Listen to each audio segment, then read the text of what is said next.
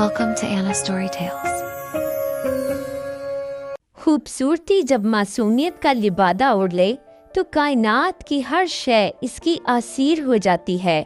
लेकिन मेहरगढ़ की शहजादी को क्या मालूम था कि इसकी यही मासूमियत एक ऐसी दुनिया का दरवाज़ा खोल देगी जहां इंसानों का नहीं बल्कि एक कदीम राजों का राज है। हिंदुस्तान के नक्शे पर मेहरगढ़ एक ऐसी रियासत थी जिसे कुदरत ने अपने हाथों से संवारा था। मीलों तक फैले हुए सब्जाजार पहाड़ों की चोटियों से गिरते हुए झरने और रेशम की तरह बहती नदियां इस सरजमीन का हुस्न थीं। यहाँ की झीलें इतनी शफाफ थीं कि रात के वक्त आसमान के तारे इनके पानियों में यूं टिमटिमाते थे जैसे जमीन पर मोती बिखरे हों। इस खूबसूरत सल्तनत के राजा और रानी के पास दुनिया की हर नेमत थी।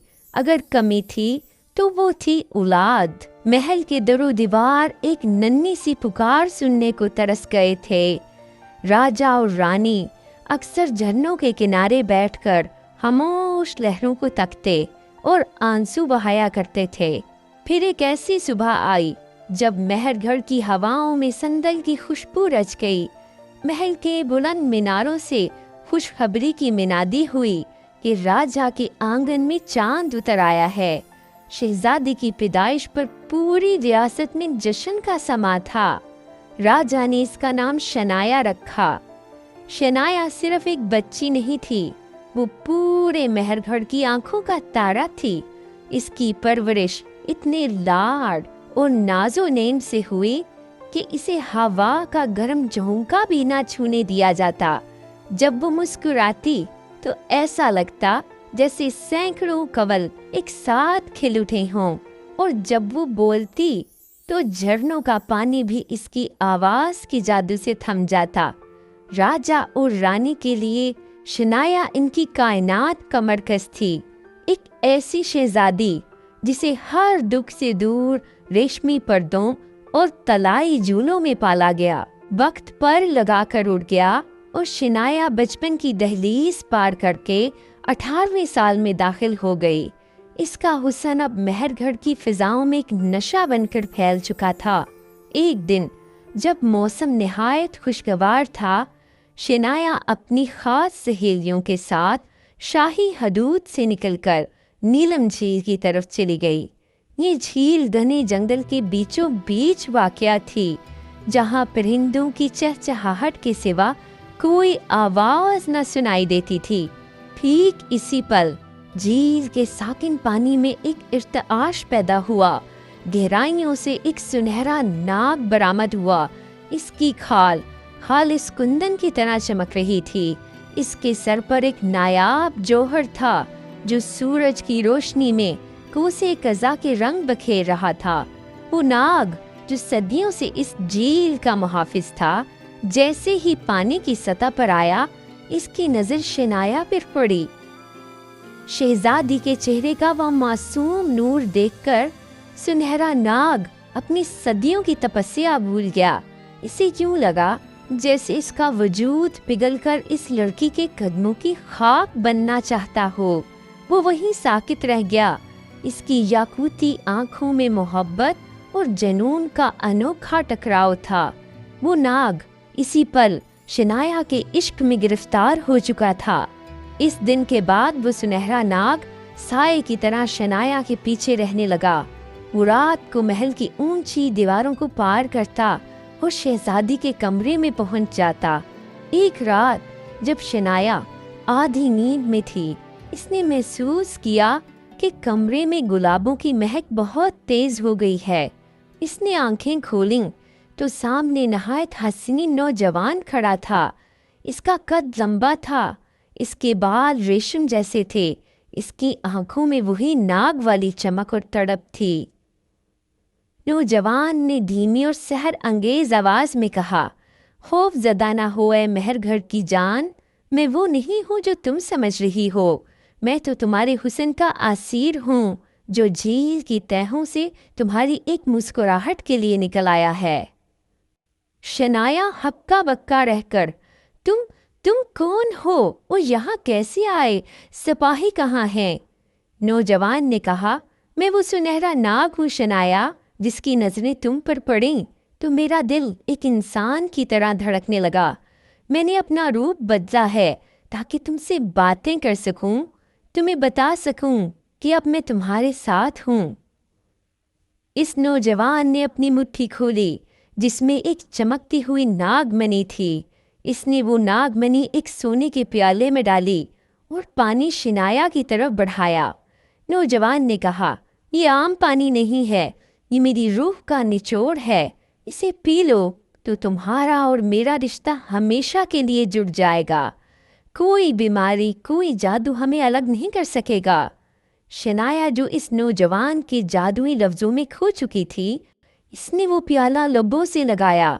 जैसे ही वो पानी इसके हल्क से उतरा, इसे ऐसा महसूस हुआ जैसे इसके रगोजा में कोई ठंडी रोशनी दौड़ गई हो।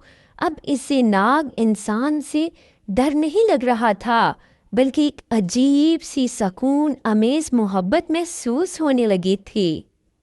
अब मेहरगढ़ के शाही महल की रातें खामोश नहीं रहती थीं। जब चांद बादलों की ओट में छुपता तो वो सुनहरा नाग इंसानी रूप धार कर शनाया के कमरे में मौजूद होता।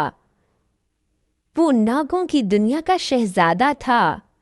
नाग शहजादा और शनाया घंटों एक दूसरे के साथ बैठकर बातें करते।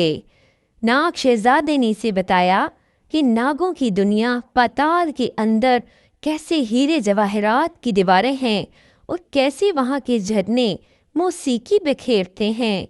शनाया इसकी बातों में इतनी खो गई कि इसे दिन की रोशनी जहर लगने लगी। वो हर वक्त रात का इंतजार करती। इसके चेहरे पर एक ऐसी चमक आ गई थी जो राजा और रानी की नजरों से छुपी न रह सकी। रानी अक्सर सोचती कि इनकी लाडली बेटी अब इतनी गुमसुम क्यों रहने लगी है। इसकी आंखों में वो इंसानी मासूमियत की जगह एक गहरी सुनहरी चमक कहाँ से आई। एक मनहूस रात जब रानी का दिल शहजादी को देखने के लिए मचला, वो दबे कदमों शनाया के कमरे की तरफ बढ़ी। जैसे ही उन्होंने रेशमी पर्दा सरकाया, इनकी रूह कांप गई। शनाया एक अजनबी नौजवान के कंधे पर सर रखे बैठी थी। इसका निचला धड़ आहिस्ता आहिस्ता सुनहरी नाग की शक्ल इख्तियार कर रहा था। कमरे में नागमणि की तेज रोशनी फैली हुई थी। रानी के मुंह से चीख निकल गई। नाग ने खतरा भांपते ही खिड़की से बाहर छलांग लगाई और लम्हों में गायब हो गया। राजा और सिपाही दौड़े आए। पूरे महल में मशलें जल उठीं, लेकिन वो सुनहरा साया कहीं ना मिला। राजा अपनी बेटी की इस शैतानी मोहब्बत की खबर सुनकर गुस्से से पागल हो गए। उन्होंने फौरन कोहे स्याह से तांत्रिक को बुलाया। भेरू एक आंख वाला, लंबे बालों और गले में हड्डियों की माला पहनने वाला एक खौफनाक जादूगर था। इसने अपनी जादुई राख जमीन पर फेंकी और आंखें बंद कर किरगुराया, महाराज, शहजादी अब आपकी नहीं रही। इस नाग ने नागमणि का पानी पिलाकर शहजादी की इंसानी रूह को कैद कर लिया है। अगर इसे पूर्णमासी से पहले ना रोका गया तो वो नाग इसे पाताल ले जाएगा और वो हमेशा के लिए एक नागिन बन जाएगी। राजा ने लरसते हुए पूछा, इसका क्या इलाज है? भेरू तांत्रिक मुस्कुराया, खून, इस सुनहरे नाग का खून और इसकी नागमणि, मैं इसे अपनी ताकत से खींच लाऊंगा। लेकिन शहजादी को जंजीरों में जकड़ना होगा क्योंकि वो इसे बचाने की कोशिश करेगी। पूर्णमासी की रात आई। पूरा चांद आसमान पर लहू की तरह सुर्ख नजर आ रहा था। भेरू तांत्रिक ने महल के वस्त में एक खौफनाक आग का घड़ा रोशन किया।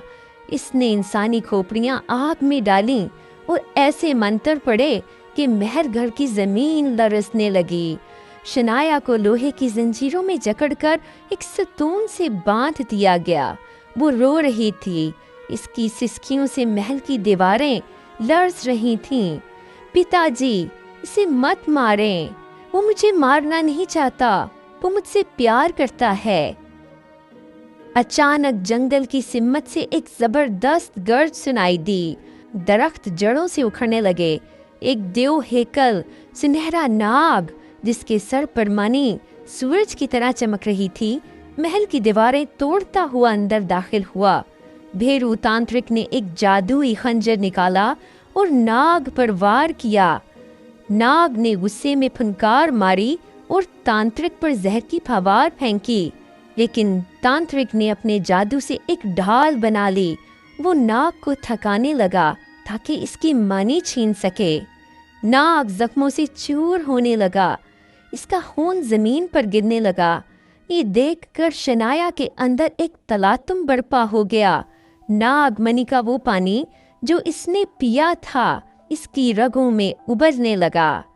اس نے اپنے جسم میں ایک عجیب سی تبدیلی محسوس ہوئی۔ اس کی جلد پر سنہری چمک آئی، اس کی آنکھیں یاقوتی ہو گئیں۔ اس نے جھٹکے سے وہ مضبوط لوہے کی زنجیریں موم کی طرح توڑ دیں۔ راجا رانی ہکا بکا رہ گئے کہ ان کی نازک شہزادی اب ایک طاقتور اور خوبصورت ناگن میں بدل رہی تھی۔ شنایا نے تڑپ کر ناگ کے گرد گھیرا بنایا اور تانترک پر حملہ کر دیا۔ بھیرو تانترک کا جادو ایک ناگن کے سامنے بے بس ہو گیا۔ شنایا نے ایک وار سے اسے آگ کے گھڑے میں پھینک دیا۔ تانترک کی چیخیں آسمان تک گئیں اور وہ جل کر راکھ ہو گیا۔ جب دھواں چھٹا تو وہاں نہ تانترک تھا نہ ہی وہ خوفناک ماحول۔ چاند کی روشنی میں دو سنہرے ناگ ایک دوسرے کے ساتھ لپٹے ہوئے کھڑے تھے۔ شنایا نے آخری بار اپنی ماں کی طرف دیکھا۔ اس کی آنکھوں میں آنسو تھے اور چہرے پر سکون تھا۔ وہ دونوں سنہرے ناگ مہر گھر کی حدود سے نکل کر نیلم جھیل کی گہرائیوں میں اتر گئے اور ان کے پیچھے راجا رانی پشیمانی سے رو رہے تھے۔ لوگ کہتے ہیں آج بھی پورن ماشی کی رات مہر گڑھ کی جھیل کا پانی سنہرا ہو جاتا ہے اور وہاں کسی کے ہنسنے اور سرسراہٹ کی آوازیں آتی ہیں۔ شہزادی شنایا اب مہر گڑھ کی ملکہ نہیں بلکہ ناگوں کی دنیا کی رانی بن چکی تھی۔ محبت کی یہ داستان مہر گڑھ کی ہواؤں میں آج بھی زندہ ہے۔